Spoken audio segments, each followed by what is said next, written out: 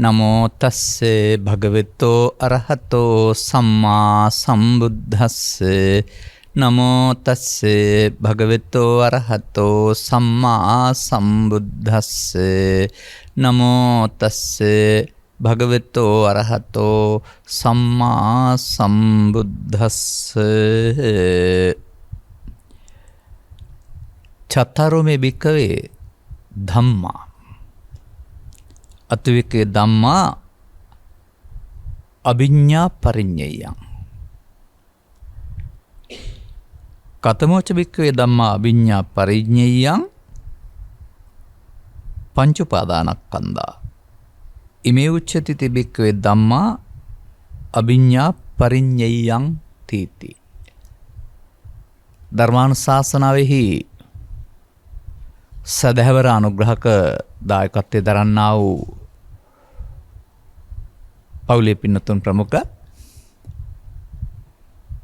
මෙම මොහොත ධර්ම ශ්‍රවණය සඳහා ඉඩකඩ වෙන් කරගත්තා වූ සදහැවර පින්නතුනි අනුග්‍රහක බවතුන් නිවන් සඳහා උපනිශ්‍රේ වන ස්වාමින් වහන්සේ සුදුසු පරිදි දේශනාවක් කියන නිදහස් මාතෘකාව තමයි ලබා දීලා තිබෙන්නේ. නිවන් සඳහා උපනිශ්‍රේ වන වසර 30 40ක් 50කට පෙර දායකත්වයේ දරූ අයට ආරාධනයක් කරන්න කිව්වොත් එහෙම මේ වචනේ කියන්නත් බය වෙනවා. නිවන් කියන වචනේ කියන්නත් බයයි. නිවන් කියන වචනට අදාළ සැනසීම ගිහි සමාජයට තබා පැවිදි සමාජයටවත් විශ්වාසයක් තිබුණ නැති තැනකයි අපේ බෞද්ධ සමාජය පෙළ ගැහිලා හිටියේ. නමුත් ඒ අදහස මිත්‍යාවක්. එබැවින් මේ මිත්‍යා අඳුරෙන් මිදී මේ ආලෝකයට පැමිණීම පිළිබඳව අපි මේ සමාජය ගිහි පැවිදි ભેදකෙන් තරව නිවන් කියන වචනයට වඩා මම මේකට කියන්න කැමති දුකින් මිදීම සඳහා කියන එක. අපට දුකින් මිදීම සඳහා අවශ්‍ය වෙන ධර්ම දේශනාවක් කරන්නයි කියලා ඉල්ලීමක් ලැබීමම සෑහෙන දියුණුවක් මේ සමාජයේ. අපට කියන්නේ මට නෙමෙයි සවන් දෙන අයට. ඒක සාමාන්‍යයෙන් ඔය නිවන් කියන වචනයට දාලා අනාවබෝධයට පත් කරගන්න එපා. මේක දෙන්නේ සම්මා දුක්ඛසාන්ත ක්‍රියාය කියලා. දුකින් අත මිදීම කියන එක. එතකොට නොතේරෙන නිවනක් ගැන හොයන්න ඕන නෑ. දුකක් තියෙනවාද ඔබේ ජීවිතේ? ඒකෙන් මිදෙන්න ඕන මරණයෙන් පස්සේ හරි අනාගත බුදුවරයෙක් ඉස්සරහා මේ දුක තියෙන තැනදී දුකින් මිදෙන්න ඕන. අන්න එහෙමයි. ඒක ඇත්ත සිද්ධිය. යම් තැනකද දුක එතනදී තමයි දුකින් මිදලා ඉන්න වෙන්නේ. අන්න එහෙම ඒක ඉහාත්ම වශයෙන් හෙවත් මේ ජීවිතයේදීම මෙම මොහොතේදීම වෙනස් මගක් අනුගමනය කිරීම තුළින් අර කරදරයකින් අත මිදීමට සමාන කළ හැකියි. කරදරයක් කියන එක කාටවත් සැපගෙනක් දෙන්නේ නැහනේ. ඉතින් ඒකෙන් මිදුනහම සමහර අය කියන්නේ නිවන් ගියාවයි කියලා. මට ළමා කාලේ තිබුණ අත්දැකීමක් මම ගන්නවකට ඔය යම් යම් කාරණා නිසා වෙහෙස වීම නිසා නිදිවැරීම නිසා ආහාර නොදිරීම නිසා ඇතිවෙනා වූ තද හිස් රදයක් පිළිබඳව ඒ බරපතල වේදනාව විඳලා තියෙනවා. එතකොට ඒක ඒ විස රදයේ මහ විශාල දුකක් කරදරයක්. නමුත් මට දැනිලා තිනවා හම්බෙන් හරි නිින්ද ගිහින් පැයක්මාරක් නිින්ද ගිහින් අවදි වෙනකොට අර තිබිච්ච ඉසරදේ ආගිය අතක් නැහැ. පුදුම සුවයක්. දැන් සුවය කියන්නේ මොනවද ලැබිලාද? ඉසරදේ නැතිවීමනේ සුවය කියන්නේ. මොකක් හරි ලැබුණාද? ඒ උදාහරණෙම ගන්න සමාජයට කියලා දෙන්නට. ඉසරදේ වදයක් නම් ඒක නැතිවීම සුවයයි. ඒ වගේ ජීවිතේ යම් දුකක් නම් ඒක නැති එකනේ සැප කියන්නේ. ඒක නැති කරගෙන බලන්න ඕනනේ. නමුත් එහෙම අදාළ තැනට සියුම්ම ප්‍රවේශ වීම සඳහා අදාළ අවබෝධයක් විශාක් වශයෙන් හදාරන බුදු සමය තුළ කෙනෙකුට ලැබෙන්නේ නැහැ. එහි ඉගැන්වෙන්නේම ජීවිතය දුකයි කියලා එක්කෝ. එතකොට ඒකෙන් උපකල්පනය කරන්නේ ලෙඩ වෙන එක, මහලු වෙන එක, මැරෙන එක දුක්. ඒවා නැත්තේ උපදින්න නැතුවම එතකොට නිවන තියෙන්නේ උපදින්න නැත්නම්ක කියලා හිතන එක. ඒ ජීවිතේ ලෙඩ වෙනවා, මහලු වෙනවා, මැරෙනවා ටික තියෙනවානේ. එනවත ඉපදුනොත් ශරීරේ රෝගකට තියෙනවා. ඉපදුන්නේ නැත්නම් කියන එකෙන් එහෙනම් ආයේ මව කුසකට ආවේ නැත්නම් නිවන් ලැබුවා කියලා උපකල්පනය කරන්නත් ඉඩ තියෙනවා.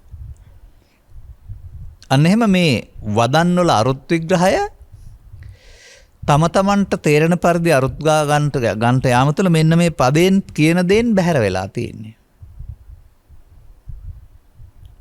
මොකද්ද මේකේ පෙන්වන්නේ? මේක තිබෙන වචනයක් තමයි අභිඤ්ඤා පරිඤ්ඤයං. කටපාඩමින් දැනගත යුතු,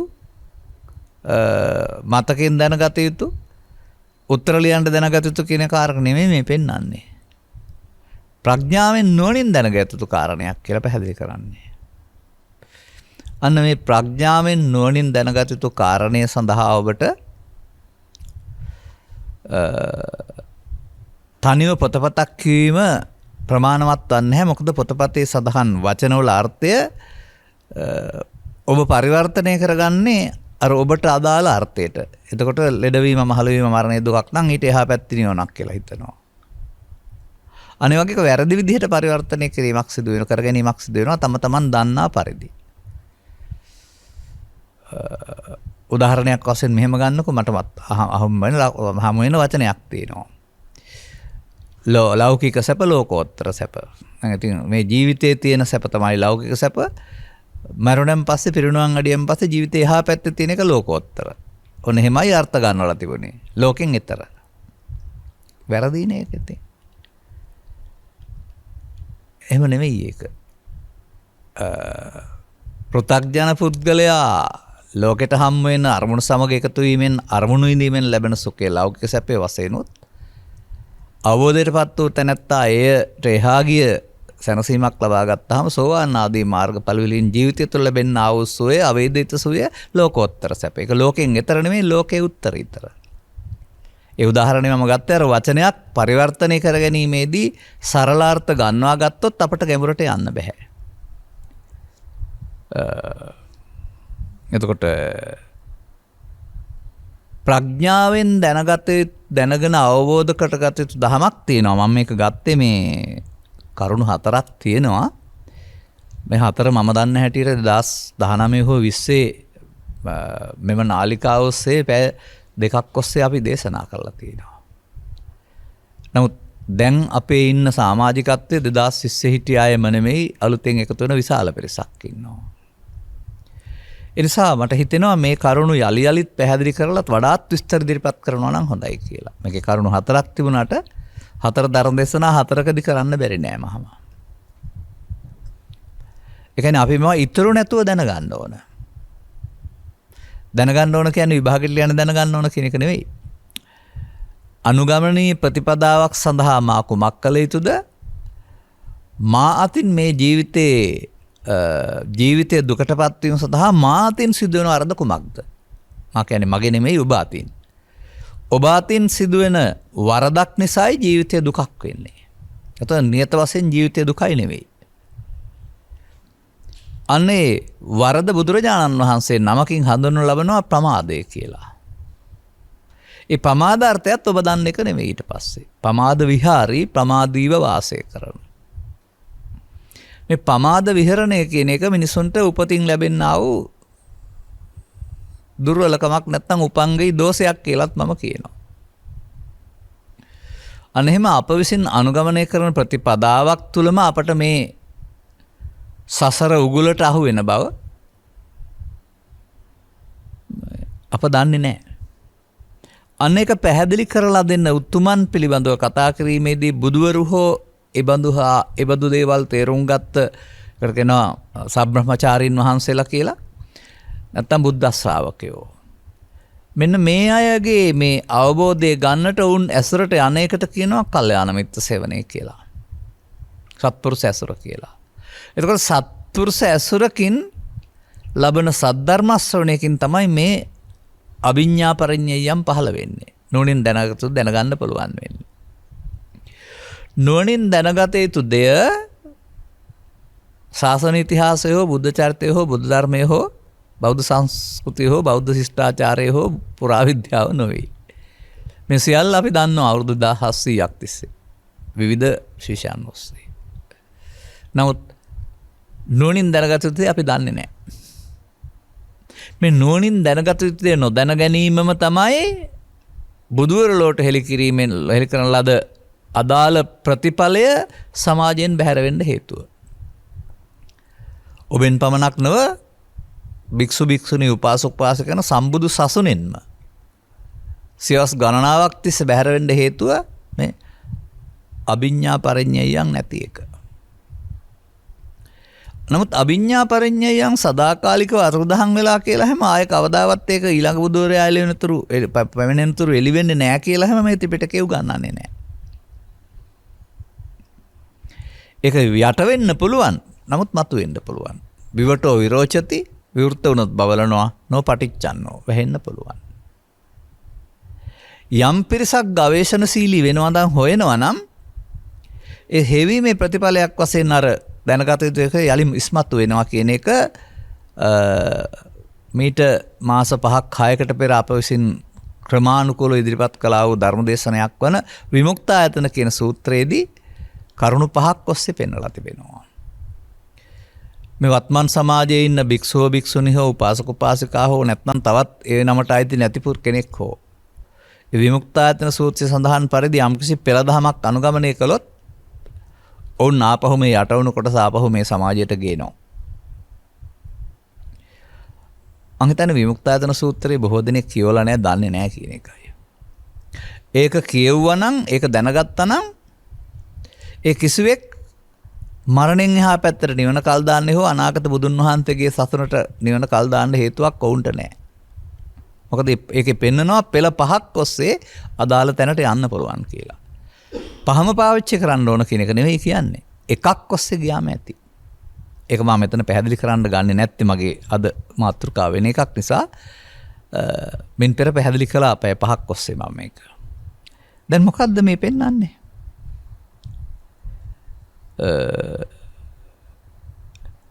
නුවණින් දැනගත යුතු ධර්මයේ කුමක්ද? අන්තන් නුවණින් දැනගත යුතු එකම ධර්මයේ කිව්වත් කමක් නැහැ. මොකද මෙය දැනගත හැකි නම් කෙනෙකුට මේ පැහැදිලි කරන එක වාහනයක්. වාහනයක නැගී ඕන පැත්තට යන්න පුළුවන්. ඔය කියන්නේ ආටානාට සූත්‍රයේ තියෙනවා ඉත්ති වාහනං කତ୍වා අනුයන්ති දෝසි සම්පුරිස වාහනං කତ୍වා අනුයන් ඒ පැතිවලට යනවා ස්ත්‍රිය වාහනයක් කරගෙන පුරුෂයා වාහනයක් කරගෙන තරුණයා වාහනයක් කරගෙන තරුණිය වාහනයක් කරගෙන කුමාර වාහනං කତ୍වා කියලා. ඒ වගේ පංච උපාදානස්කන්ධයේ වාහනයක් බවට පත් කරගෙන මේ වාහනේ නැගී දිසෝ දිසං යනවා නෙවෙයි සතර දිසං චත්තාරෝ දිසා නැත්නම් ත්‍රිවිධ භවං තුන් භවයේ ඇවිදිනවා. සත්වයාට තුන් භවයේ ඇවිදින්නට ගොඩ වෙන්න වාහනයක් තියෙනවා. දැන් ඔබට ඕන නම් ඒ කාලේ අස්ස කරත්තේ බයිසිකලේ වාහන. නැත්නම් වර්තමානයේ ඊට පස්සේ ආපු දේවල් තියෙනවා එක එක වාහන. මේ වාහනයක නැගිලා තමයි ලංකාව පුරා සංචාරය කරන්න පුළුවන් කරන්නේ. කෙනෙකුට ඒකට ගොඩ වුණාම ඒ වාහනේ උදවින් යන්න පුළුවන්. අන්න ඒ වගේ සත්වයා සසර සැරිසරන්නේ කොහේද? ඒ ඕන තැනක ගොඩ වෙන්න පුළුවන් වාහනයක් තමයි මේ පංච උපාදානස්කන්ධය කියන්නේ. එතකොට මම වෙනත් පෙළකින් මේක පැහැදිලි කරන්න හදන්නේ. අපි ගනිමු මෙහෙම. ජීවිතය අවසන් වෙනවා කෙනෙකුගේ. මේ ජීවිතය අවසන් වෙනකොට ඔහු විසින් ගත කළ ජීවිතයට අනුව ඔහුට අනාගතයක් සැකසී පවතිනවා. මේ අනාගතයේ සැකසෙන මාර්ග තුන බුදු සමයේ ගැඹුරු අවබෝධයෙන් තොරවගත් කල තුන් පැත්තකට මාර්ගයක් වශයෙන් ගන්නවා. බාලමයකට කියනවා පවෙන් පරලෝ යාම. මධ්‍යමයකට කියනවා පිනෙන් පරලෝ යාම. වැඩිමල්ලේ වැඩි හොඳයකට කියනවා හොඳ කියන්නේ හොඳම නෙමෙයි නමුත් අරවට වඩා හොඳ නිසා ධානයෙන් පරලෝ යාම. දැන් මේ පරලෝ යන්නේ මොන වාහනේ ගොඩ වෙලාද? කයෙන් කවුරුත් පරලෝ යන්නේ නැහැ. දෙපයින් පරලෝ යන්නේ නැහැ. ඒක ආදාහනේ හෝ මුදානාගාර දක්වා ගියාම එතනින් සතර මහා භූතයන්ට එකතු වෙනවා හිත එහාට යන්නේ නැහැ. දැන් එහෙනම් මොනවෙන්ද යන්නේ? මොකද්ද ගොඩ වුණ වාහනේ? පිනට ගොඩ වෙලා, පවට ගොඩ වෙලා, ධානයට ගොඩ වෙලා. කුමක් වශයෙන්ද ගොඩ වෙලා තිබෙන්නේ? මේ සංසාර ස්ථාන 3 හෝ 4 මනුස්ස ලෝකේ ගත්තාම කාම දුගතිය, කාම සුගතිය, රූපී භවය, අරූප භවය කියලා අපි බෙදුවොත් එහෙම මේ සසරගත ස්ථාන මේවායේ කුමක් තියෙනවා කියලාද බුදුරජාණන් වහන්සේ සාමාන්‍ය සමාජයට නොතේරෙන ගැඹුරු අරුතක් සහිත වදනක් පෙන්වලා තිබෙන්නේ.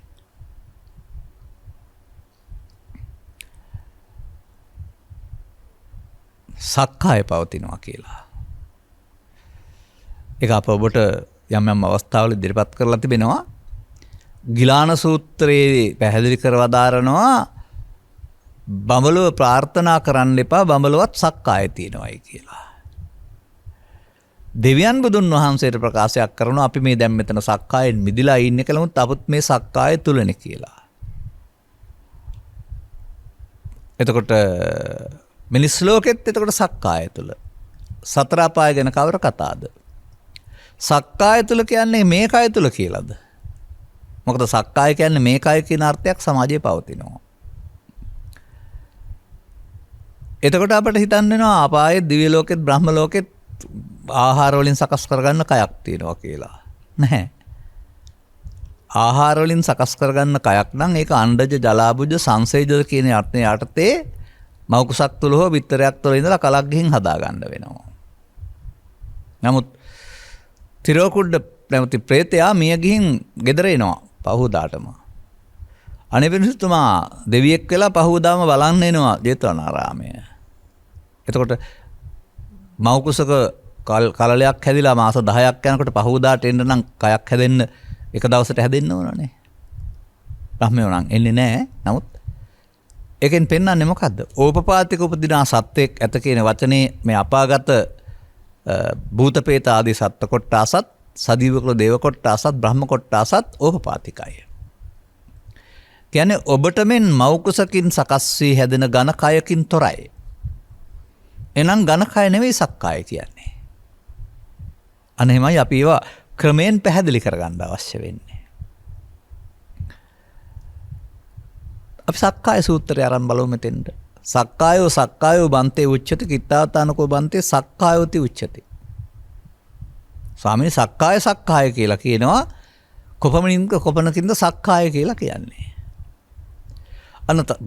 පාලි සිංහල පොත්වල සක්කාය කියන්නේ මේකයි කියලා ලියලා තිබුණාට මෑතදී බුදුරජාණන් වහන්සේ සක්කාය කියන්නේ මේකයි කියලා දේශනා කළා නේ. පංච උපාදානස්කන්ධා තිස්ස වචනීය. තිස්ස වචනීය කියන්නේ ඒකට අර්ථයක් කියන එක. මේ පංච උපාදානස්කන්ධයට සක්කාය කියලා තියෙනවා. එමනම් අපි නුවණින් දැනගත යුතු පංච උපාදානස්කන්ධය කියන එකේ තේරුම එතකොට පංච උපාදානස්කන්ධය නැමැති වාහනය ගොඩ වී අපාය දිවි ලෝකේ බ්‍රහ්ම ලෝකේ යන ගමන පිළිබඳ ගැඹුරු අවබෝධයක් ලැබෙනවා. ඒ වාහනේ ගොඩ වෙලා එහෙන් මිදෙන්න තැනක් තිබෙනවද? මේ වාහනේ අතහැරලා දාන්න මිනිස්සු ඉන්න පමණද පුළුවන්. එහෙමයි අපේ අවබෝධය පුළුල් වෙන්නේ. දැන් අපි පංච උපාදානස්කන්ධය හොයාගන්න යනවා. එතකොට මේ සමාජයට වැරදි අරුත් ජනිතයක ජනනය කිරීම තුළින් ඇති වුණා වූ මතවලින් මිදෙන්න සිද්ධ වෙනවා. මොකද අර මේ කය කියලා තියෙනවා වගේම තාමත් මේ රටේ ස්ත්‍රී පුරුෂ ගිහි පැවිදි අය ඉන්නවා පංචස්කන්ධය කියන්නේ කය කියලා හිතන අය. දැන් බොහෝ දුරට අපි ඒක නැවත නැවත කියලා තුරන් කරන් ඉන්නවා. නමුත් තාමත් කෙරෙන ප්‍රකාශ කියන වදන් වලද අපි දකිනවා. ඉතින් කොහොමද අපි ප්‍රඥාවෙන් දැනගත යුතු දේ වචනෙන් පාඩම් කරගත්තට දැනීම බවට පත් වෙන්නේ? දැන් දරුවොත් ඕක දන්නවා. ඔය චතුස්සත්‍ය විග්‍රහ කරන්න කිව්වහම ජාතිපි දුක්ඛ ජරාපි දුක්ඛ කියලා යනකින් සංකිට්ඨේන පංච උපාදානස්කන්ධා කියන්නේ පංච උපාදානස්කන්ධය කියන්නේ වචනේ දන්නවා. විස්තර කරන්න කිව්වොත් රූප වේදනා සංඥා සංකාර කියන්නත් දන්නවා. ඒ දැනීම නෙමෙයි මේ කතා කරන්නේ. ඒක සාමාන්‍යයෙන් ওই ඉතිහාසයේ භූගෝලයේ පිළිබඳ ලියන්න දැනීමක් වගේ බාහිර දැනීමක් විතරයි. නමුත් මේ අභිඥා පරිඤ්ඤය නුවණින් දැනගත් දෙයක්. මොකද දැසට පේන්නේ නැති ඒක නුවණින් තේරුම් ගත දෙයක් නෑ. දැන් කුමක්ද මේක දැනගන්න ඕන? කුමකටද දැනගන්න ඕන? දැනගන්න ඕන සංකිට්ඨේන පංච උපාදානස්කන්ධා දුක්ඛා කියලා බුදුවදනක් තියෙනවා. දුක් ගෙනත් දෙන්නේ ලෝකේ හෝ අටලෝ දහම නොව. ලෝකයා කල්පනා කරන්නේ මේ යුද බිය, ගිනි බිය, ජල බිය, ලාභාලාභ සැප දුක් නිදාප සංසාර මිනිස්සුන්ට දුක් ගෙනත් දෙනවායි කියලා. එහෙම තමයි අපේ දැක්ම. අපිට දුක් ගෙනත් දෙන්නේ බාහිර සාධක කියන එක නෑ. බාහිර සාධක අපට දුක් ගෙනත් දෙනවා නම් බුදුන්ටවත් මේ ලෝකේ දුකින් මිදලා ඉන්න හම්බ වෙන්නේ නෑනේ. මොකද බුදුන් අටලෝ දහමෙන් මිදලා නෑනේ. අටලෝ දහම තර්ජන උන්වහන්සේටත් අනිරාහාර වෙන්න උනා, බඩගින්න ඉන්න උනා, පාගමනින් යන්න උනා, දොස්පස් වහන්න සිද්ධ වුණා, අපහාස ලබන්න සිද්ධ වුණා. ඒ බාහිර සාධක. නමුත් උන්වහන්සේ 35න් පස්සේ දුකින් මිදලා හිටියේ. අනේකයි මම පෙන්නන්නේ දුකත් දුකින් මිදීමත් කොහොමද දෙක තැන තියෙන්නේ. ලෝකේ නම් ඒක තිබෙන්නේ. අන ලෝකේ තියෙන්නේ පුංචි ප්‍රත්‍යක් විතරයි. ඒ වාසයෙන් දුක හදාගන්න එක පෘථග්ජන මිනිස්සුන්ගේ වැඩක්. ඒව නිසා පත්වන දුකින් මිදෙන එක බුද්ධ ආදී උතුමන්ගේ මාර්ගයේ තියෙන ඵලයක්. මේ සියල්ල දැන ගැනීම සඳහා, කියන්නේ සියල්ල කියලා කියන්නේ ත්‍රිපිටකයේ මේ සඳහා දහම් පෙළවල් 7ක් 8ක් තියෙනවා. මම කියන්නේ ඔය මට මතක් වෙන උදාහරණ ගන්නවා. ගන්න කුරුණෑගල වැනි නගරයක් ගන්න මම දැක්ක දවසක් ඔය කොට්ටාව පැත්තේ යනකොටත් ඒ වගේ තැනක් පස්මන් හන්දියක්. ඒ මොන පාරෙන් ආවත් හන්දියට එන්න පුළුවන් නේ. එකපාරක් නෙමෙයි තියෙන්නේ, මොන පැත්තෙන් ආවත් එන්න පුළුවන්. ඒ වගේ කුරුණෑගල නගරයටත් ප්‍රධාන පාරවල් 5කින් සහ තවත් අතුරු පාරවල් දෙකකින් 8කින් විතර එන්න පුළුවන්. කොහෙන් ආවත්. අනිත් වගේ බුදුරජාණන් වහන්සේ වදාළ මේ සැනසීම කියන තැනට ත්‍රිපිටකය තුල මාර්ග ගණනාවක් පෙන්නනවා. හැමෝම හැම එකෙම යන්න ඕනේ නැහැ, කෝකෙන් ආවත් ළඟා වෙන්න පුළුවන්. නමුත් ඒ සඳහා දැනගල යුතු, නුවණින් දැනගත යුතු ප්‍රධාන කාරණයක් තමයි මේ පංච උපාදානස්කන්ධය පිළිබඳව. මෙය අපි පැහැදිලි කරන්නේ ඊයේ නෙවෙයි, මේ ඊයේ මහන වෙලත් නෙවෙයි. ඔබට සවන් දෙන්න පුළුවන් නම් 2006 තමගේ දේශනාවලට එදා සිට මම මේක සමාජයට කියනවා. 2013 සිට මාධ්‍යවලට කියනවා. සවන් නොදුන්න අයගේ ඇසුරුනේ නැතුවට අපිට කරන්න දෙයක් නැහැ. සවන් දෙනවා නම් ඇස්සරෙන්න ගන්නවා. මම දෙයත් ඒ ඉදිරිපත් කරන්නේ මේ ත්‍රිපිටකයේ පවතින ආ උපේලි උදව් කරගෙන. නමුත් මේ ත්‍රිපිටකයේ පවතින ආ උපේලි උදව් කරගන්න පෙර ඉගෙන ගන්න එකේදී වෙන විදිහකට ඉගෙන ගන්නවා අපි. අර පංචස්කන්ධය කියන්නේ ශරීරය කියන එකක්. ඊට පස්සේ පංචස්කන්ධේ රූප සහ නාම කියන්නේ දෙකක් කියලා ඉගෙන ගන්නවා. රූප ශරීරය හෝ පඨවි ආපෝ තේජෝ, නාම වේදනා සංඥා සංකාර කියලා පාසල් පොත් තුල බොහෝ විට දැනටත් උගන්වනවා. මේවා ලියන්න කියන්න පාඩම් කරන්න පුළුවන්, ලකුණුත් හම්බ වෙනවා. ඔක නිර්දේශයේ උත්තරේ වැරදි එකක් නම් ඒක ලීවත් වැරදි කියලා පිළිගන්නේ, හරි කියලානේ පිළිගන්නේ. ලියන්න කියන්න පාඩම් කරන්න පුළුවන්. රූප කියන්නේ ශරීරය නම්, රූප කියන්නේ පඨවි ආපෝ තේජෝ නම් කොහොමද සංසාරය විවරණය කරන්නේ? මොකද මේ හැම සත්වයක සතර මහා භූතයන්ගෙන් හටගන්නේ නැහැ. විතරෙන් හදා ගන්න සත්වයෝ, මව කුසින් බිහි වෙන සත්වයෝ, සංසේජිත කියන වචනට ඇති සත්වයෝ චාතු මහා භූතික කායක් හදාගනීවි. එතකොට අනිත් කොටස විවරණය කරන්නේ කොහොමද? එතකොට බුදුදහමේ පෙන්වන සතර අපාය, දිව්‍ය ලෝක 6, බ්‍රහ්ම ලෝක විස්තර කරන්න නැතුව යනවා. හතර අපායෙන් පුළුවන් වෙන්නේ දෙකක් විතරයි. තිරිසන් අපාය අපට පේන එකක් විතරයි. අනේ ඒව ගැන කල්පනා කරලා බලන්න ඕන. මේ බුදුරෝ කියන්නේ බාගෙට බණක් කියපු අය නෙමෙයි. ඉන්හාට අභියෝගයක් ගැටලුවක් ඇති වෙන බණක් දේශනා කරපු අය නෙමෙයි. සම්පූර්ණයෙන්ම මහණෙනි මම මේවා ප්‍රකාශ කරන්නේ කවුරුවක්ගෙන් අහලා නෙමෙයි. එහෙම කිව්වෙතනා කරනවා. ස්වයම්බු ඥාණයම ප්‍රත්‍යක්ෂ කරගෙන. ඒකේ අදපළු තියෙන්න බෑ. ඒක කොතනකවත් ගැටෙන්න බෑ. ගැටෙනවා නම් අපේ අනාවෝදය තුල ඇරුණාම බුදුන් වහන්සේගේ ගැන්වීම තුල ගැටෙන්න බෑ. එහෙනම් අපායෙත් පංච උපාදානස්කන්ධය තියෙන්න ඕන, දිවි ලෝකෙත් පංච උපාදානස්කන්ධය, බ්‍රහ්ම ලෝකෙත් පංච උපාදානස්කන්ධය. පංච උපාදානස්කන්ධය නම් මේ තුන් භවයේ තියෙන පංච උපාදානස්කන්ධා දුක්ඛානම් කවුද දුකින් මිදලා ඉන්නේ? දුක ඈත් කරලා දුක යට කරලා දුකින් මග ඇරලා ඉන්නව වෙන්නේ ඇති. නමුත් සදහටම මිදිලා නැහැ. මට මේවා ටිකක් සවිස්තරව කරන්න ඕන නිසා තමයි වැඩිපුර මම මේ වගේ මේ කාලය ගන්නෙ. ඒ වගේම ඒ පිළිබඳව අර්ථ විග්‍රහයක් කරන්නා වූ ලොවක් වශයෙන් අපාය හරි දිව්‍ය ලෝකේ හරි බ්‍රහ්ම ලෝකේ හරි හිතන්නත් එපා. ඒක තමයි මේ මිනිස්සුන්ට තියෙන වැරදිම අවබෝධය. මේ සංසුන් සමාධිය ලබා ගන්න බබලෝ රූපී අරූපී ගියාය ඔන් නිවන වගේ සනසීමක ඉන්නේ වෙන මොකවත් හොයන්න ඕනේ නැහැ ආයේ. කෑම්බීම් බඩගින්න හරි මොකක්වත් නැහැ. ඔබට සංසුන් සමාධිය තේරෙනවා නම් ඒකේ ඉන්නකොට ලෝකෙ මොකක්වත් නැහැ ආයේ. හරි සනසිල්ලක්. ඔගේ ක්ලේශ ධර්මයන් යටපත් කිරීමෙන් ගිය මේ අත්කලමතාන යෝගින්ට හමු වුණාම තැන උන් හිතන් ඉන්නවා දැන් සදාකාලිකයි. ආයේ මිදෙන්න ඕන කමක් නැහැ මිදලා කියලා හිතන් ඉන්නේ. ඒ වගේම දෙවියෝ කල්පනා කරනවා කියලා තියෙනෙත් අපිත් දැන් මේ ඒ කියන්නේ දෙවියන්ටත් දුක නැහැනේ සැප විතරයි තියෙන්නේ. හැම මොහොතේදීම අර හිතුව පැතුව සම්පත් දෙනවා කියන්නේ හැම මොහොතේම පහළ වෙන චේතනා සැප. ඒ සැප නම් තියෙන්නේ සැප අහිමීමේ දුක දැනෙන්නෙත් නැහැ දුක එන්නෙත් නැහනේ. ඒකත් ලෝකේ තේරුම් ගන්න ඕනනේ. නමුත් බුදුදහමේ දුක දැකලා හේතුව දැකලා නැති උතන බලන්න වෙනවා. එහෙනම් දෙවියන්ටත් ඒක තේරෙන්නේ නැහැ. එහෙනම් දෙවියන් කියලා කතා කරන තැනත් මේ දුක හේතුව දැක නැති උතන මාර්ගය හැදෙන්න පුළුවන් තැනක් වශයෙන් මම පිළිගන්නේ නැහැ.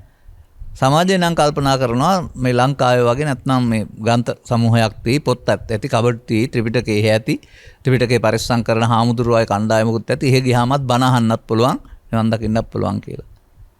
එහෙම නොදියුණු සංකල්පනා වලට එකතු වෙලා ඉන්න අය මේ සමාජයේ ඉන්නවා. මම එක ප්‍රශ්නයයි අහන්නේ. ඉතින් ඔය බුදුරජාණන් වහන්සේට බෝසත්වරයෙක් වශයෙන් ඉඳලා ඔය උහෙදි කරන්න පුළුවන් නම් මෙහි ඇවිදින් මේ ශරීරයක් හදාන දුක් විඳින්න ඕන නෑනේ. ඝනකයක් නැති දිව්‍ය ලෝකේ උපදින්න තිබුණා. කාලයේ දීපේ දේශේ කුලේ මව බලලා ඇයි බඹලෝ හරි දිව්‍ය ලෝකේ හරි ඉපදුනේ නැත්තේ? නැත්තේ ෂණ සම්පත්තිය නොවේය.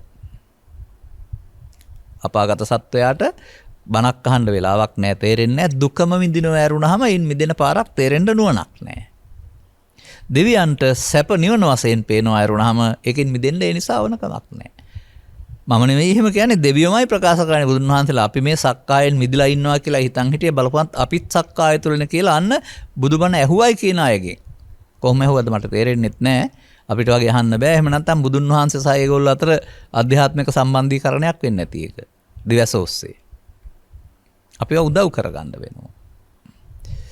ඒ නිසා මේ සැප දුක් දෙක සහිත ඒවා විමර්ශනය කරන්න පුළුවන් ඒවා පිළිබඳ උදාහරණ 100,000 ගණන් දක්වන්න පුළුවන් ලෝකයක් මේ.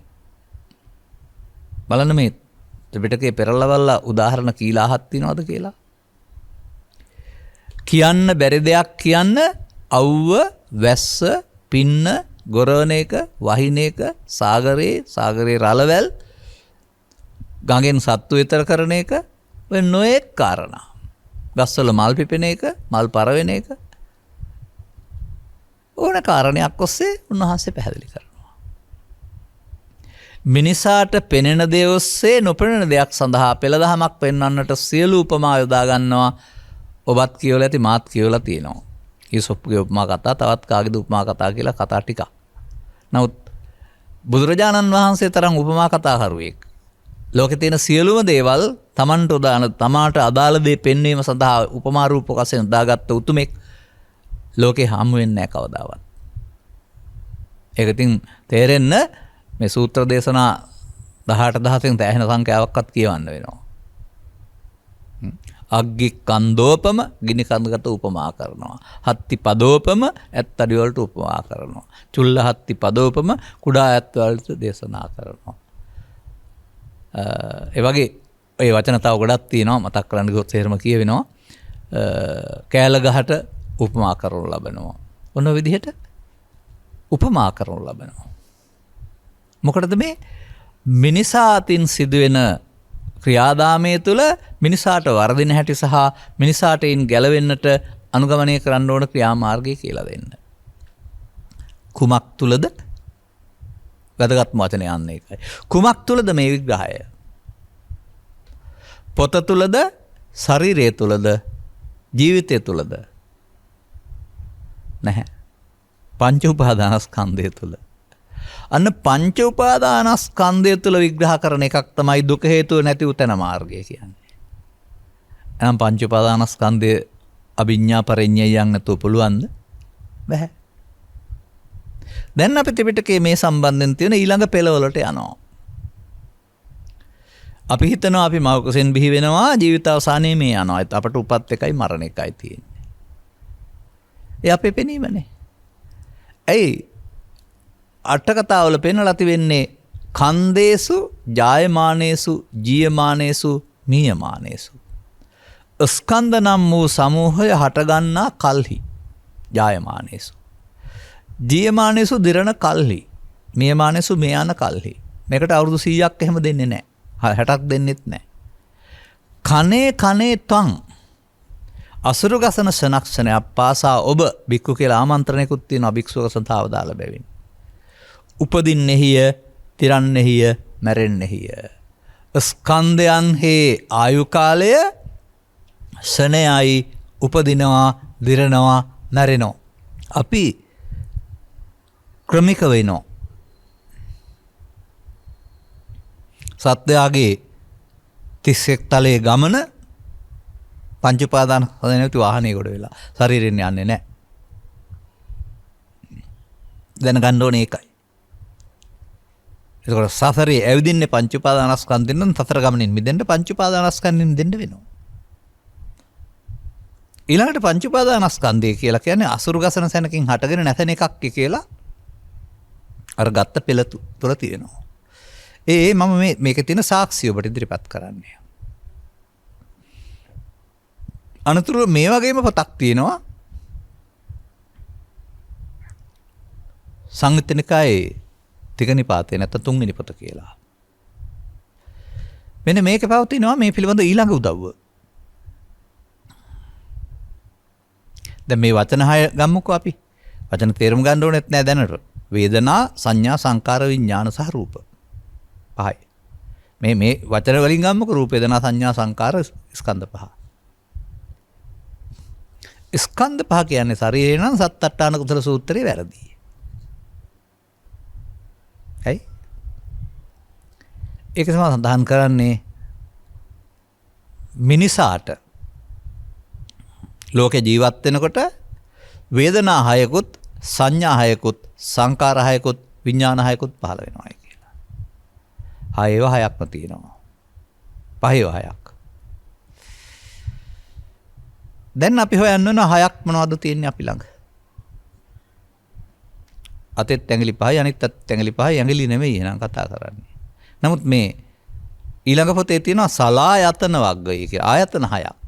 අන්න මිනිසා කියන්නේ ආයතන හයක්. ඇස, කන, නාසය, දිව, කය බාහිරට විවෘතයි, කල්පනාවට හසීන ලෝකයට සිත විවෘතයි. දොරවල් 6. දොරවල් 6න් මොකද කරන්නේ අපි? සාමාන්‍යයෙන් ජීවත් වෙනකොට මොකද කරන්නේ පුද්ගලයෙක් වශයෙන්? රූපය විඳිනවා ඇහෙන්. ශබ්දය විඳිනවා කනෙන්. ගන්ධය විඳිනවා නාසයෙන්. රසය විඳිනවා දිවෙන්. ස්පර්ශය විඳිනවා නියපොතු සහ මියගිය කෙස් ඇරුණාම කයේ ඕනෑම තැනකින්. කල්පනාවේ හෝ සිහින ලෝකේ එන දේවල් සැප දුක් වශයෙන් විඳිනවා. හරිනේ දැන්. දොරවල් 6ට එන කාරණා විඳිනවා. කොහොමද විඳින්නේ? තම තමන්ට කැමති පරිදි සැප වශයෙන් විඳි, දුක් වශයෙන් විඳි, උපේක්ෂා වශයෙන් විඳි. මොනවද විඳින්නේ?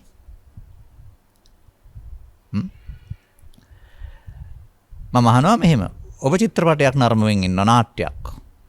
ඔබ විඳින්නේ ශරීරයේද? චිත්‍රපටයේ නාව රූප සටහන ඇති වෙන්නා වූ විරූපී නිර්වත් අනිර්වත් බව තුලද ඔබ ඉන්නේ? ඔබ ගීතයක් අසමින් ඉන්නවා. ශරීරය විඳිනවාද? ගීතයේ තිබෙනා වූ ශබ්ද රසය අර්ථ රසය විඳිනවාද? ඔබ ගන්ධයක් විඳින්න ඉන්නවා. ශරීරය විඳිනවාද? ගඳයි කියලා පිළිකුල් කරනවායි සුවඳයි කියලා ඇරෙනවාද? දැන් විඳින්නේ කයද? හැම විටම දොරවල් වලින් විඳින්නේ අරමුණක්. අරමුණටයි රූප කියන්නේ. ශරීරයට නෙවෙයි. අන්න අපිට වැරදුන තැන මෙතනයි. තාමත් මේ සමාජයේ මේ පොත්පත්වලත් රූප කියන්නේ සතර මහා භූත සහ ශරීරය කියා ඉන්නවා. ඒ නිසා පංච උපාදානස්කන්ධේ නුවණින් අවබෝධ කරන්න බැරිවීමම බුදු සමය වැළලී යාමට හේතුවයි. ප්‍රතිඵල වැළලී යාමට හේතුවයි. දැන් මා මේ කියන සත්තට්ඨාන කුසල සූත්‍ර පාඨයේ පිළිගත යුත්තේ ත්‍රිපිටකයේ තියෙන නිසා හෝ මා කියන නිසා නොවේ. ඔබ ළඟ හරිද මේ පෙළ දහම? ඔබට රූප 6ක් තියනවද විඳින්න? තියෙනවා. ඔබට විතරද? නෑ, අබෞද්ධයටත් තියෙනවා. සත්තුන්ටත් තියෙනවා. ඕන කෙනෙකුට තියෙනවා. ඇස්කම් නාස දිවකය තියෙන ඕන කෙනෙකුට තියෙනවා. ඉතින් ඇත්තනම් පිළිගන්න මේ මොහොතේ විඳින්නේ ශරීරයක් නෙමෙයි අරමුණ. රූපය ප්‍රකෘති විකෘති හතුරා මිතුරා ලස්සන කැත වශයෙන්. ශබ්දය මිහිරි අමිහිරි වශයෙන්. ශබ්ද රූපේ, රූප රූපේ, ශබ්ද රූපේ, ගන්ධ රූපේ, රස රූපේ, පොට්ටබ්බ රූපේ, ධම්ම රූපේ කියලා අපි රූප වලට රූප කියන පදේ පාවිච්චි කරනවා ත්‍රිපිටකේ. අතින් අල්ලන දේවල්ම නෙමෙයි. ස්වභාවය කියන එකේ රූප කියලා කියන්නේ. ඉතින් හරිනේ. අපිට යම් කිසි පුද්ගලයෙක් දැක්කම ඉන් පෙර අපි හදාගත්ත කාරණා අනුවේ පුද්ගලයා අපේ හතුරෙක් නම් එයා දකින්නකොට අපට නායට අඳුකල වගේ අපි දුක් විඳිනවා. එයාම තවත් පුද්ගලයෙකුට ජීවිතේ කල්යාණ මිත්‍රයෙක් නම් ජීවිතේ බේරාගත්ත දකින්නකොට සැප විඳිනවා. අපි විඳින්නේ පුද්ගලයාද? පුද්ගලයා උදව් වුණා අපි හදාගත්ත මතය විඳින්න සැප හෝ දුක් අපිස්සේ. දැන් බලන්න කල්පනා කරලා ලෝකෙද අපි දකින්නේ තමන් හදාගත්ත එකද කියලා? අපි ලෝකේ ජීවත් වෙනවා කොට හදාගත්ත ලෝකෙක නේද ජීවත් වෙන්නේ? අන්න මේ රූප රූප, ශබ්ද රූප, ගන්ධ රූප, රස රූප, පොට්ටබ්බ රූප, ධම්ම රූප තමයි රූපස්කන්ධය කියන්නේ.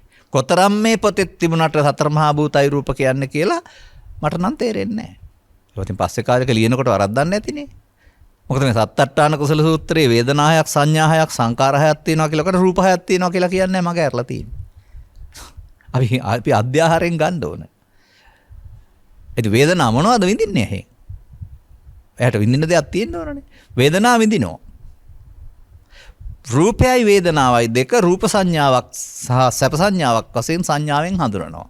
එමයි සංඥා ස්කන්ධය පහළ වෙන්නේ. රූපේ සැප නම් රූපේ දුක නම් හතුරා නම් මිතුරා නම් ඒකට අනුව ඇලෙන ගැටෙන ස්වභාවයක් සංඛාරින් පහළ වෙනවා.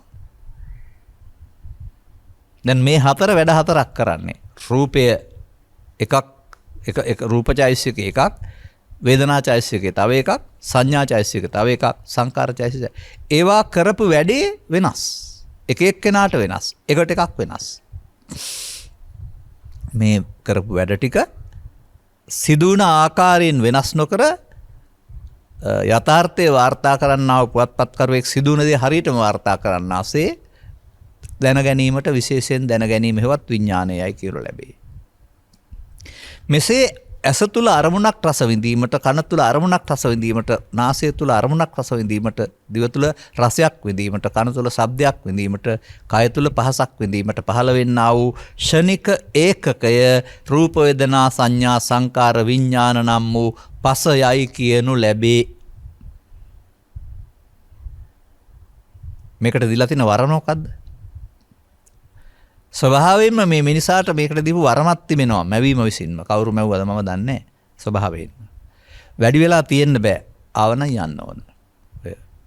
ඔය සමහර මෑතදී ඔය එන්නත් කරන්නේ ආහරි මේ ගත්තාම යම් තැන්වලදී එක ආසනයයි දෙකයි තියෙන ඉඳ පැය ගණන් ඉන්න දෙන්නේ නැහැ. විද ගත්තරන් නැගිටින්න ඕන. ඒ වගේ. වෛද්‍යවරයෙක් ගාව බෙහෙත් නියම කරනවා නම් එතන පැය ගණන් ඉන්න බෑ. බෙහෙත් ටික ලියාගත්තා නම් යන්න ඕන. අනිත් වගේ මේ ස්කන්ධ පහළ වුණා නම් අදාළ කාර්යය කරලා නැති වෙන්න ඕන. බෞද්ධයා තුලත් අබෞද්ධයා තුලත් සත්වයන් තුලත් ඕන තැනක ස්කන්ධ පහට අදාළ හටගෙන නැතෙන්න විතරයි උරුම. ඒකට දීලා තියෙන භාග්යක් ඒක. අන්න එහෙම බුදුරජාණන් වහන්සේ සියලු දේවල් ලෝක ස්වභාවය, ස්ත්‍රී පුරුෂ ගිහි පැවිදි ස්වභාවය, හරි වැරදි ස්වභාවය, රූප ශබ්ද ගන්ධ ස්වභාවය සියල්ල ස්කන්ධ පංචකය නම් වූ ඒකකයක් තුළ විග්‍රහ කරනවා. ඉතින් දැනගන්න තු පුළුවනිද? එකක් තුළින් සියල්ල දැන ගැනීමනේ. අපි තව කතා කළේ පංචස්කන්ධය විතරයි. දැනගන්න ඕන පංච උපාදානස්කන්ධය.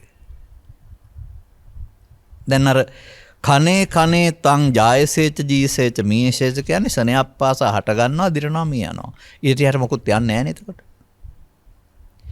ඊට එහාට මොකුත් යන්නේ නැත්නම් හෙටක් අනිද්දාවක් අනාගතයක් තියෙන්නේ කොහමද?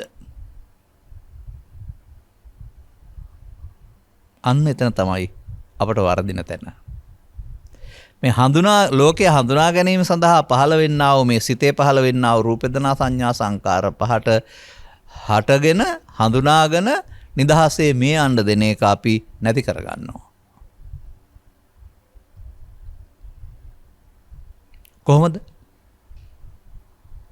කොහොමද ඒක කරන්නේ?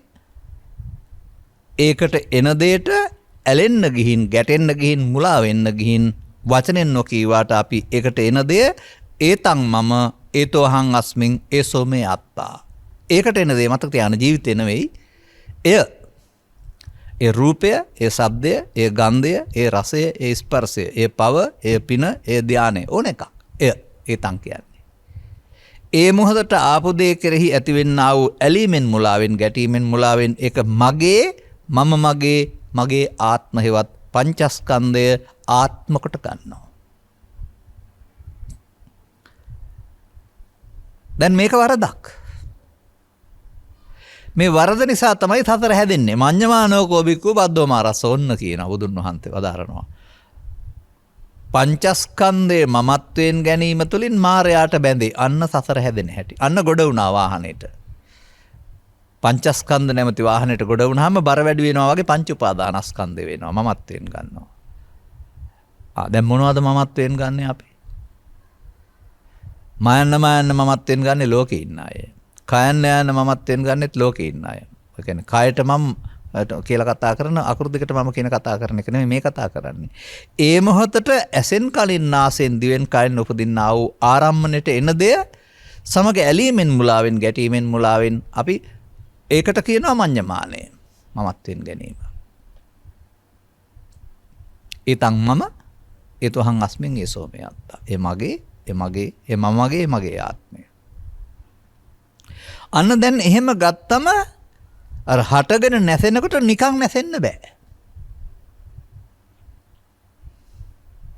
වරම් දීලා තුනට හටගෙන නැසෙන්න අදාළ කාර්යය කරලා අපි විසින් අල්ලා ගන්න ආකාරයට එතකොට නැසෙන්නේ අනාගත ඵලයක් උපදින්න හේතු තියලා. මේ අනාගත ඵලයක් උපදින්න හේතු තියෙන එක සිංහලෙන් කතා කරනවා පව් සිද්ධ වෙනවා, පින් සිද්ධ වෙනවා, ධාන කුසල් සිද්ධ වෙනවායි කියලා. පාලියෙන් කතා කරනවා අපුඤ්ඤාභි සංකාර රැස් කරනවා, පුඤ්ඤාභි සංකාර රැස් කරනවා, ආනිජ්ජාභි සංකාර රැස් කරනවා. අபிසංකාර කියන පදේ පෙන්වන්නේ අර අනාගත ඵලයකට හේතු තියෙනවා. මේ අනාගත ඵලයකට උපදින්න හේතු තැබීම නේද මේ වාහනේ ගොඩවීම කියලා කියන්නේ. දැන් ඉතින් මොකද කියන්න තියෙන්නේ? මිනිසා ගණකයක් අරගෙන ඒක තුල පංච උපාදානස්කන්ධයක් හදාගෙන පව නැමැති වාහනයට ගොඩ වී පවෙන් පරලෝ ගිහින් අපාය යනවා. මිනිසා ගණකයක් හදාගෙන ඒක පංච උපාදානස්කන්ධයක් බවට පත් කරන පින නැමැති වාහනේ ගොඩ වී පිනෙන් කාමසුගතිය ඇවිදිනවා. මිනිසා පංච උපාදානස්කන්ධයක් හදාගෙන ඒකේ ධාන හදාගත්තොත් ධානයෙන් බඹලෝ යනවා. ඕවා තියෙනවා නෙමෙයි මෙහෙන් හදාගත්ත නිසා යන්න වෙනවා. මෙතනින් මරණයටපත් වෙන එක්කෙනෙක් තුම්පලකට කොහෙවත් යන්නේ නැහැ. ඒක ස්ථානයකට විතරයි යන්නේ. බුදුන් රහතුන් ඇරුණාම අනිත් මරණයටපත් වෙන අය එක තැනකට යන්නේ. ඒ කියන්නේ පිනෙන් පරලෝ යාම, පවෙන් පරලෝ යාම, ධානයෙන් පරලෝ යාම තුනෙන්ම යන්නේ එකකින් යන්නේ. නමුත් තුනම කොට වෙලා ඉන්නේ උපාදානස්කන්ධයෙන් නැති වාහනෙන් නම් කවුද දුකින් මිදුනේ? දැනගත යුතු දේ. ඒ නිසා පළමුව තේරුම් ගන්න ඕන මේ සංසාරයේ දුකින් මිදෙන්න තනක් අපායේ හරි දිව්‍ය ලෝකේ හරි බ්‍රහ්ම ලෝකේ හරි නෑ කියලා. ඔය සුද්ධාවාස කියලා වචනයක් තියෙනවා. අනාගාමී වෙලා යන අය නම් මෙහෙ එන්නේ නෑ. අනිත් අය අපි කතා කරන්නේ ඔය බුදුදහමේ සඳහන් වෙන්නේ අත්කලමතාන යෝගින් කියලා රූපී අරූපී බමතවලට ධානලාභීන්. රූපාචර බමලෝ 16යි රූපාචර බමලෝ 4යි ඒක. එතකොට මොකද්ද මේ කියන්නේ? මේ කියන්නේ පාපේ උපාදානයත් භවගාමී, පිනේ උපාදානයත් භවගාමී, ධානයේ උපාදානයත් භවගාමී. මේ තුනෙන් පංච උපාදානස්කන්ධ හදන්න පුළුවන්. කෝ සසරෙන් ගැලවෙන පාර පංච උපාදානස්කන්ධය තුල. සසර ඇවිදින පාරනේ තියෙන්නේ. මේසා දැනුමක් ඇති කරගත යුතු. ඒක ඉස්කෝලේ පොතෙන් ඔය වචන පාඩම් කරගත්තට මේක තේරෙනවද මෙහෙම බොල්ල? දැන් පංච උපාදානස්කන්ධයට අහුවීමට කල්යාණ මිත්‍ර සේවනය ඕනේ ඕන මොඩේකට පුළුවන්. පංච උපාදානස්කන්ධෙන් මිදෙන්න බුද්ධ ආදී මහෝත්තම කල්යාණ මිත්‍ර සේවනයෙන් මේකට අහු වෙන්නේ කොහොමද? මිදෙන්නේ කොහොමද කියලා තේරෙන්න ඕන. අන්නේ කරුණ පිළිබඳ කරුණ පැහැදිලි කරන පුද්ගලයාගේ අතුර කල්යාණ මිත්‍ර සේවනයයි කරුණ පැහැදිලි කිරීම සද්ධර්ම ශ්‍රවණයයි අනතුරු අනුගමනීය ප්‍රතිපදාවට කියන නමක් තමයි යෝනිසෝ මනසිකාර සහ ධම්මානුධම්ම පටිපදා. අර දෙක නැතුව මේක බෑ. ඔය අපේ රටේ ඔය කල්යාණ මිත්‍ර සේවනයක් නැහැ, සද්ධර්ම ශ්‍රවණයක් නැහැ, නිකම්ම භාවනා කරන්න යනවා. එතකොට ඒක නෙවෙයි බුදුන් වහන්සේ වදාළ එක නෙවෙයි. ලංකාවේ යම් තාක් බණ නැති භාවනා තියෙනවා නම් ඒක බුදුන් වහන්සේ වදාළ නෙවෙයි, ඒක නෙවෙයි කියන එක තේරුම් ගන්න. දැන් ඔබට හඳුනා ගන්න හම්බුණාද මම කියන්නේ මොකද්ද කියලා? මම කියන්නේ යම්කිසි පදාර්ථයක්ද? කියන්නේ සපට ව්‍යාපෝ තේජෝ වායු වලට අයිති ද්‍රව්‍යයක්ද? නැහැ.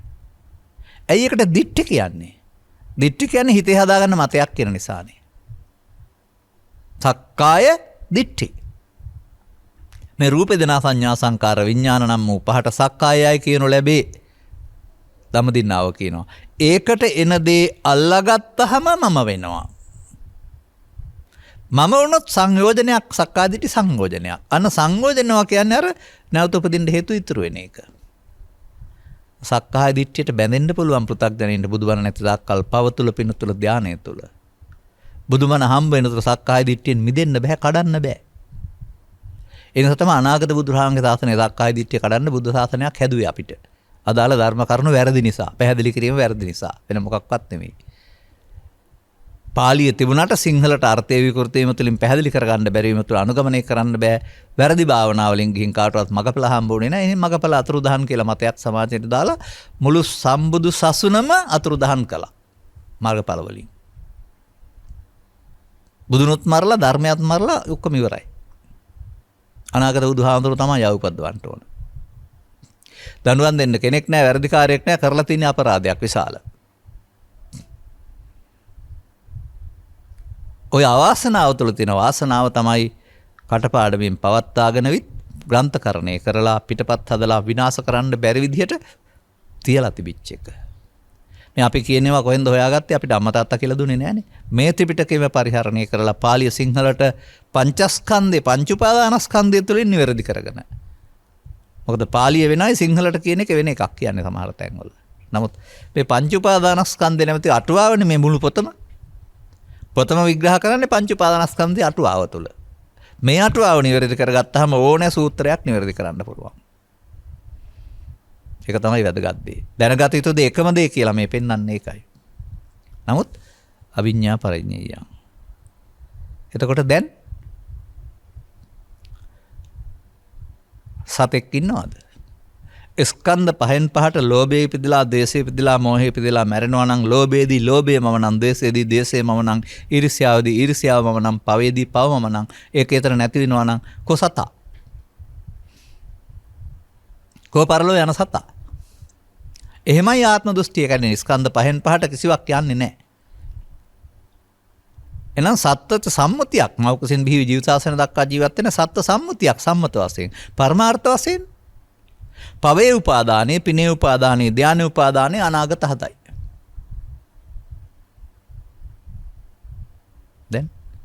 මෙන්න මේ වරදින් මිදෙන්න මිනිසාට පුළුවන්.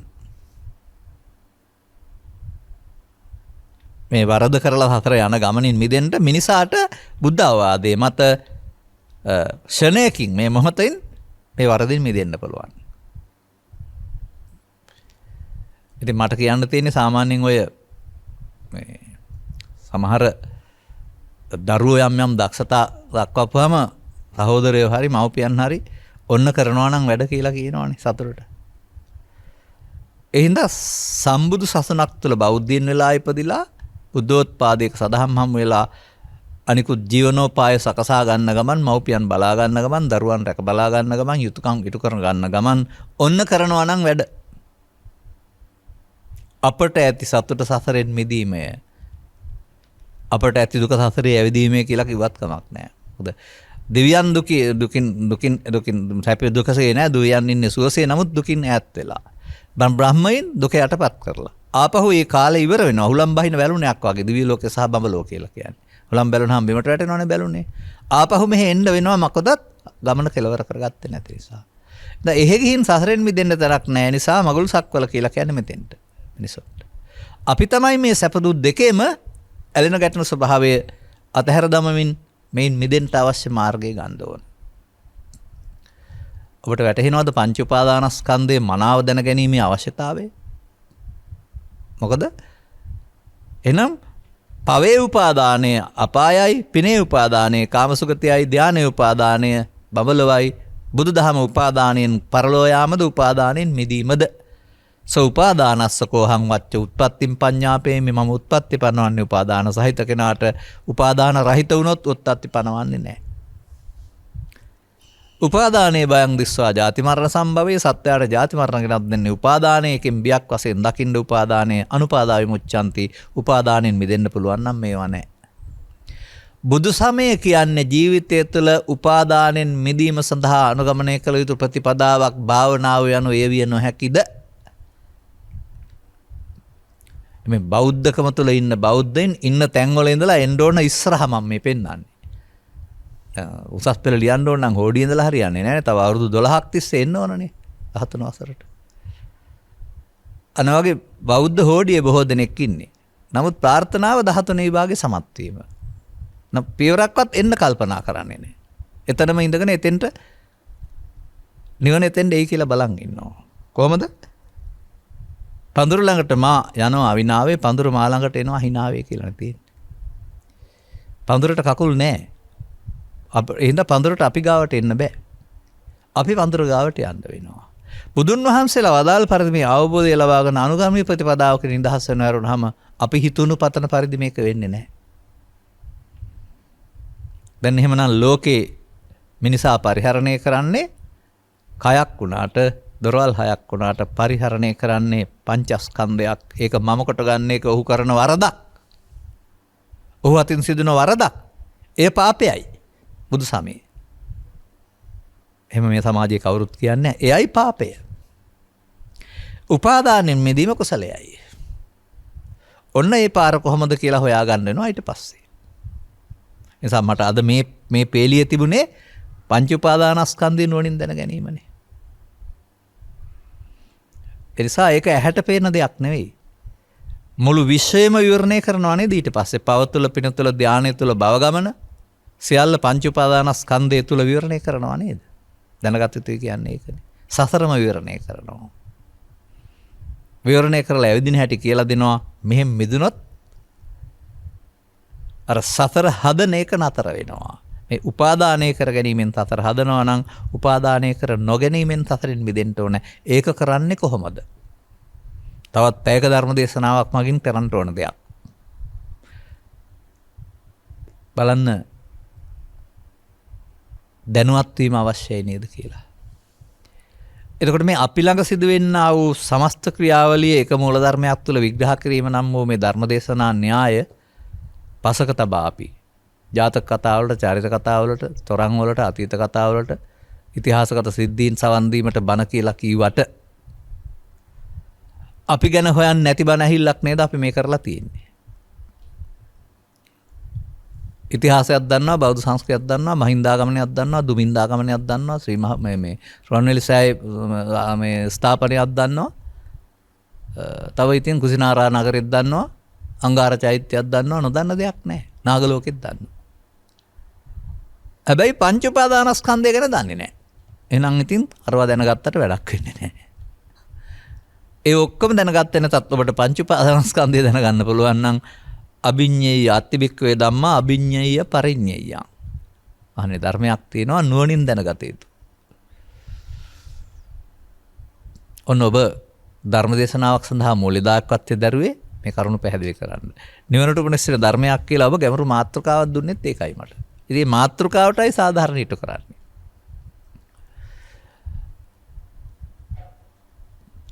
දැන් අනතුරුව මේක මෙයා අපි අතින් මේ උපාදානය වීම අරමුණක් තුළ සිදුවෙනා මුලාවක් නම් ඒක නොවෙන්න මොකද කරන්න ඕන? අනුපාදා විමුච්ඡanti.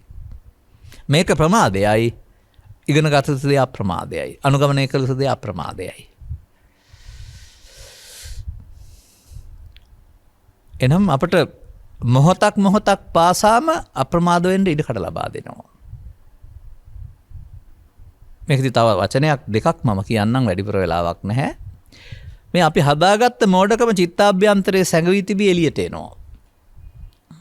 අපි හදාගත්තේ අර උපාදාන නැමැති වරදින් හදාගත්ත හේතු තිබී අදාළ කරුණු යෙදීමෙන් ඇසෙන් කනෙන් නාසෙන් දිවෙන් කනේ කාරණාවකදී කාම විතරකයේ ව්‍යාපාද විතරකයේ විහිංසා විතරකයේ වශයෙන් එළියට එනවා පස් දොරෙන්ම. එකයි එන්නේ.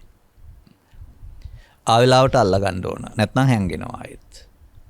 ආවෙලාවට සංසාරේ පුරුදු කලේ ආයෙත් එකතු වෙලා මට ගහ ගන්න මරා ගන්න කපා ගන්න කොටා ගන්න පලි ගන්න හිතනවා කියලා එකතු වෙන එක හේවත් මමත්වෙන් ගැනීමමයි.